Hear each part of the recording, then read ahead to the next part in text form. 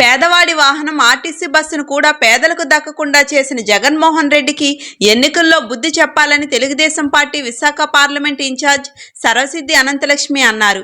ఈ 5 ఏళ్లలో 7 సార్లు బస్ ఛార్జీలను పెంచిన ఘనత జగన్మోహన్ రెడ్డికే దక్కుతుందని, ఇటువంటి వ్యక్తిని ఎందుకు నమ్మాలి, ఎందుకు ఓటు వేయాలని ఆమె ప్రశ్నించారు. బస్ ఛార్జీల పెంపును నిరసిస్తూ విశాఖ ఆర్టీసీ బస్టాండ్ కాంప్లెక్స్ వద్ద నిరసన తెలిపారు.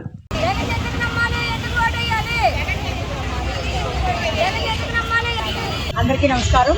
ఈరోజు ఆంధ్ర రాష్ట్రంలోని ఒక ఛాన్స్ అని చెప్పినటువంటి జగన్మోహన్ రెడ్డి ఈరోజు పేదల యొక్క నడ్డి విరుస్తూ ఈరోజు ఆర్టీసీ బస్ ఛార్జీని 7 రెట్లు పెంచి 7 సార్లు పెంచిన ఘనత ఈ జగన్మోహన్ రెడ్డికే చెందుతుంది. ఈరోజు పేదలపై పెనుభారంగా అన్నింటిలోని ధరలు పెంచుకుంటూ వెళ్ళిపోతున్నాడు.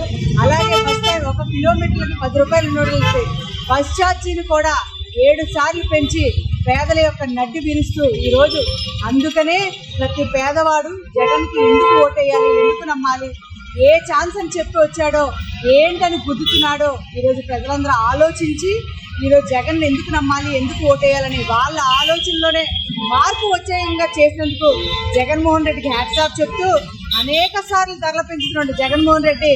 ఇంకెన్నిసార్లైనా రాకూడదని మేము మా ప్రయత్నంగా జగన్మోహన్ రెడ్డి గురించి ఆలోచన